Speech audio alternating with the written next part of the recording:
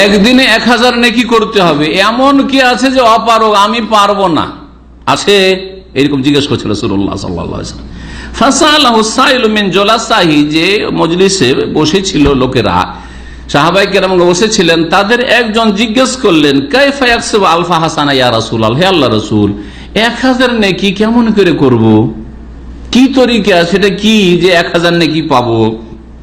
খুব সহজ।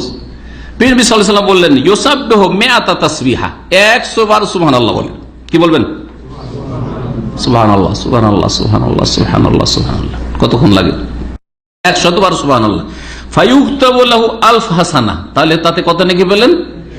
1000 নেকি। 100 তে 1000, তাহলে একবার সুবহানাল্লাহ বললে 10, হ্যাঁ 10, জি 10 হয়ে গেল।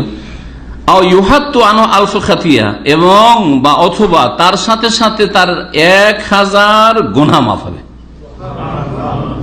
100 বার সুবহানাল্লাহ বললে 1000 নেকি হবে, অথবা কিংবা তার সাথে কি হবে, 1000 গুনাহ মাফ হবে। কত গুনাহ আমাদের দ্বারা হচ্ছে, ইচ্ছাকৃত অনিচ্ছাকৃত, আল্লাহ সমস্ত গুনাহ যেন মাফ করেন। সহিহ মুসলিমের হাদিস।